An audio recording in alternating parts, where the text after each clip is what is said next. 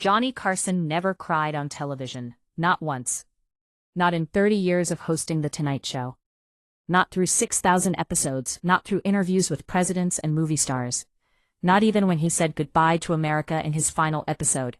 The man was a professional, always in control, always composed, until the night of September 17, 1985. That Tuesday night, a 72-year-old grandmother walked onto his stage carrying a worn leather journal.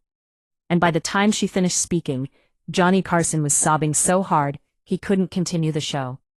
The cameras kept rolling, capturing something America had never seen. The king of late night, completely broken by 3 sentences spoken by his dead son. Margaret Thompson from Cedar Rapids, Iowa, wasn't famous. She wasn't a celebrity or a politician. She was a retired nurse who had written Johnny a simple letter months earlier. "Mr. Carson, I have something your son Ricky told me before he died, and you need to hear it." Johnny's producers thought she wanted to share a nice story about caring for patients. They booked her as the final guest, expecting a sweet 10-minute conversation about the joys of nursing. They had no idea that Maggie Thompson had been carrying a secret for 4 years. A secret so impossible, so medically unexplainable, that she was terrified to tell anyone. A secret about the last words Johnny's son ever spoke. When Maggie sat down on that famous couch, clutching her journal with trembling hands, she looked at Johnny Carson and said 6 words that changed everything. "Mr. Carson, Ricky wasn't alone when he died." The studio went completely silent. Johnny's smile vanished, because 4 years earlier in June of 1991, Johnny's youngest son Ricky had been killed in a car accident at age 39. And Johnny had spent every day since then believing his boy died alone in pain, without knowing how much his father loved him. What Johnny didn't know was that Maggie Thompson had been there, and what happened in that hospital room defied everything medical science says is possible. It was a regular Tuesday night at NBC Studios in Burbank, California. Studio 1 was packed with 200 audience members, buzzing with excitement. Doc Severinsen and the Tonight Show band played their signature theme as the show began its final segment. Johnny Carson, 59 years old, and at the absolute peak of his career, sat behind his desk with that familiar twinkle in his eye. He had just finished a hilarious segment with a comedian, and the audience was in a great mood. "Ladies and gentlemen," Johnny announced with his trademark warmth, "our final guest tonight is someone very special. She's not a movie star or a singer. She's someone who represents the best of America. Please welcome Margaret Thompson, a retired nurse from Cedar Rapids, Iowa, who spent 50 years caring for people in their darkest hours." The audience applauded warmly as Maggie walked slowly onto the stage. She wore a navy blue dress with a small pearl necklace, the kind of outfit a woman wears to church on Sunday. Her silver hair was styled neatly, and she carried a leather journal that looked like it had seen decades of use. She moved carefully, placing the journal on her lap as she settled into the couch across from Johnny. "Mrs. Thompson, thank you for being here," Johnny said with genuine kindness. "Please call me Maggie, Mr. Carson," she replied softly. "I've been watching your show since 1962, and I never in my wildest dreams thought I'd be sitting here." Johnny smiled. "Well, Maggie, your letter to our producers mentioned you wanted to share a story about gratitude and service. Tell us about your career as a nurse." Maggie nodded, her hands resting protectively on the journal. "I became a nurse in 1955, Mr. Carson. Back then, we didn't have all the technology hospitals have today. We had our hands, our hearts, and our presence. I worked in emergency rooms, intensive care units, trauma centers. I saw people on the best days of their lives and the worst days of their lives." The audience was attentive, charmed by this sweet grandmother. Johnny leaned back comfortably, expecting a heartwarming conversation. "In 50 years of nursing, Maggie, you must have thousands of stories," Johnny said. "Who was your most memorable patient?" Maggie's expression changed.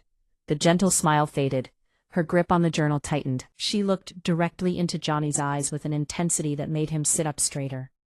"Mr. Carson," she said quietly, "my most memorable patient was your son, Ricky Carson." Johnny's face went pale. The studio fell into complete silence. The confusion on Johnny's face was visible to everyone watching. His professional mask, the one he'd worn for 3 decades, cracked instantly. "My son," he whispered. The audience didn't fully understand yet, but they could feel the shift in the room. Something profound was happening. Maggie nodded slowly, opening her journal to a page marked with a faded blue ribbon. Yes, sir. Ricky was brought to Mercy General Hospital in Sacramento on June 21, 1991. I was working the night shift in the trauma unit when the ambulance arrived. For the viewers at home who didn't know the story, Maggie explained gently. Your son had been in a terrible car accident on Highway 50. He was critically injured when he arrived. The doctors did everything they could, but the damage was severe. Johnny pulled a handkerchief from his pocket, something millions of viewers had never seen him do on camera. His hands were shaking. I was there, Johnny said, his voice barely audible. I was there at the hospital. I sat with him for 3 days. Maggie's eyes filled with tears. I know you were, Mr. Carson. I saw you sitting by his bedside, holding his hand, talking to him, even though the doctor said he couldn't hear you. The audience was beginning to understand the weight of this moment. This wasn't a celebrity interview anymore. This was a father reliving the worst experience of his life on national television. Maggie, Johnny said, and his voice was already breaking. You took care of my boy? Yes, sir, Maggie replied. I was assigned as Ricky's primary nurse for those 3 days. I stayed with him during the night shifts when you and your family had to go home and rest. I monitored his vital signs, I adjusted his medications, I kept him as comfortable as possible. Johnny's eyes were wet now. I never knew your name. I never knew who was watching over him when I couldn't be there. Maggie reached across and gently touched Johnny's hand. Mr. Carson, I need you to know that Ricky was never alone. When you weren't there, I was. I held his hand, I talked to him. I played classical music because I remembered you mentioning on your show once that he loved classical guitar. A tear rolled down Johnny's cheek. The king of late night, the man who had joked his way through every situation, was crying on camera. But there's something else, Maggie said, her voice trembling. Something I've never told anyone, not the doctors, not the hospital administrators, not even my own family. Mr. Carson, on Ricky's last night, something impossible happened, and I've carried this secret for 4 years because I was too afraid to tell you. Johnny leaned forward, his full attention on Maggie. What secret? He asked. Maggie took a deep breath. On June 24th, just after midnight, your son opened his eyes and spoke to me. The studio audience gasped. Johnny's mouth opened, but no words came out. That's not possible, he finally managed to say. The doctors told us there was no brain activity. They said he was gone. Maggie nodded, tears streaming down her face. I know what the doctor said, Mr. Carson. I read his charts. I saw the brain scans. Medically, what I'm about to tell you is impossible, but I swear on my 50 years as a nurse, on everything I hold sacred, that what I witnessed was real. She opened the journal to a specific page, her hands trembling. It was 12:17 a.m. on June 24th. You had left the hospital about an hour earlier. I was alone with Ricky doing my rounds. The ventilator was breathing for him. The heart monitor showed a steady rhythm, but the EEG showed no brain activity. He was gone, Mr. Carson. That's what all the science said. Johnny gripped the armrests of his chair, his knuckles white, and then his eyes opened. Maggie's voice broke. They just opened, and he looked directly at me. Not a blank stare, Mr. Carson. Not a blank stare. Carson. He saw me. There was consciousness in those eyes. There was awareness. There was peace. The Tonight Show studio was so quiet, you could hear people breathing. I immediately checked all his vitals. Maggie continued. The monitors showed no change, but his eyes were open, and he was looking at me with complete clarity. Johnny covered his mouth with his hand, sobbing. And then he spoke. Maggie said. His lips moved, and words came out clear as day, and I grabbed my pen and wrote down every single word in this journal, because I knew no one would believe me. Maggie's hands shook as she read from the page. Ricky said, "Tell my dad I'm okay. Tell him I heard every word he said to me. Tell him the magic tricks he showed me when I was little are my favorite memories, and I'm taking them with me." Johnny Carson buried his face in his hands and wept. Not quiet tears, but deep body-shaking sobs that echoed through the studio. The audience was crying. Doc Severson was wiping his eyes. The camera operators kept filming, even as tears ran down their faces. This was the most raw human moment in television history. After Ricky spoke those words, Maggie continued through her own tears. He smiled at me. It was the most beautiful, peaceful smile I have ever seen. And then his eyes closed. He passed 20 minutes later, at 12:37 a.m. Johnny couldn't speak. He could only sob into his handkerchief, while millions of Americans watched a father learn that his goodbye had been heard. "Mr. Carson," Maggie said softly, "I've carried this journal for 4 years, knowing these words were meant for you. I was afraid to tell you because I thought you'd think I was crazy. But I realize now that fear kept me from giving you the greatest gift a father could receive, knowing that your boy heard you, that he loved you, and that he was at peace." Johnny finally looked up, his face transformed by grief and wonder. "He heard me," Johnny whispered. "All those things I said to him, about the magic tricks we used to do, he heard me. He heard every word, and he wanted you to know." When Johnny could finally speak again, he asked the question everyone was thinking. "Maggie, why now? Why did you wait 4 years to tell me this?" Maggie looked at Johnny with eyes that had seen decades of life and death. "Mr. Carson, I'm 72 years old, and every single night, I open this journal and read Ricky's words. And every night, I think about you, not knowing that your son's last thought was about the love you showed him, not knowing that he was at peace." She paused, gathering her courage. "I kept this secret because I was terrified. What happened in that room can't be explained. The EEG showed no brain activity, yet Ricky opened his eyes and spoke clear sentences. It defies everything I was trained to believe." Johnny leaned forward, listening intently. "But I've learned something," Maggie continued. "Fear of being judged is not a good enough reason to keep something that could heal someone. This message wasn't mine to keep. It belonged to you." Johnny nodded slowly. "Maggie, I've spent 4 years in agony. I've tortured myself thinking about all the times I was too busy with this show to be the father Ricky needed. I've lived with that guilt every single day." "Mr. Carson," Maggie said gently, "guilt and love are not the same thing. You loved your son deeply, and he knew it. The proof is in what he chose to remember, not the missed times. He remembered the magic tricks. He remembered you making him laugh. He remembered the joy."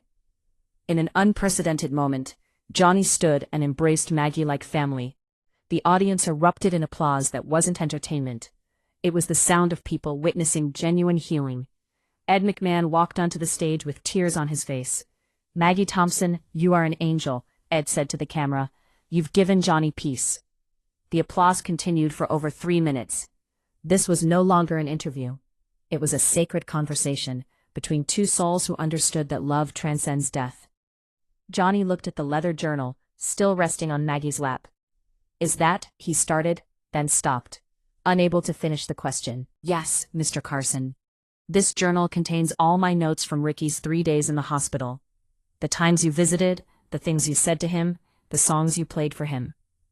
And on this page right here," she opened to the marked page, "is the exact time, 12:17 a.m., and the exact words Ricky spoke.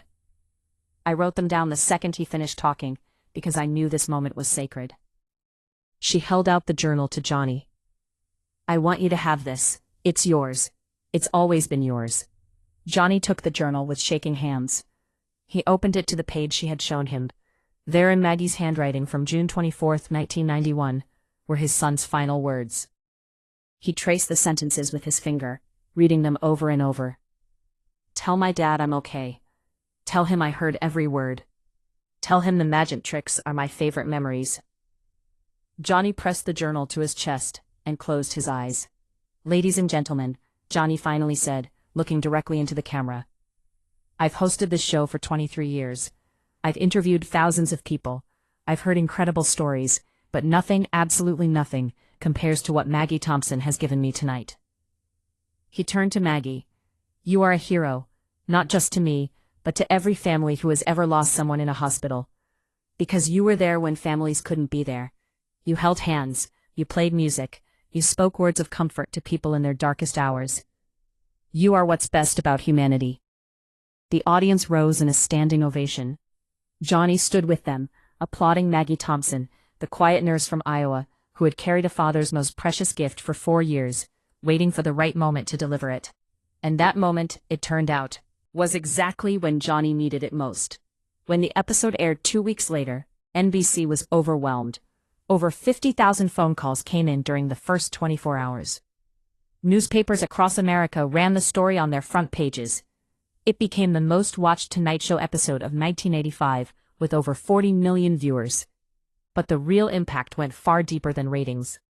Within weeks, NBC received thousands of letters from nurses across the country, each sharing their own experiences of impossible moments with dying patients. Messages delivered to loved ones. Final words spoken by people who were medically unconscious. Moments of clarity that defied scientific explanation. Maggie Thompson had given these healthcare workers permission to share what they had witnessed without fear of being called crazy.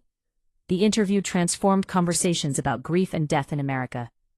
Families who had lost loved ones suddenly felt less alone.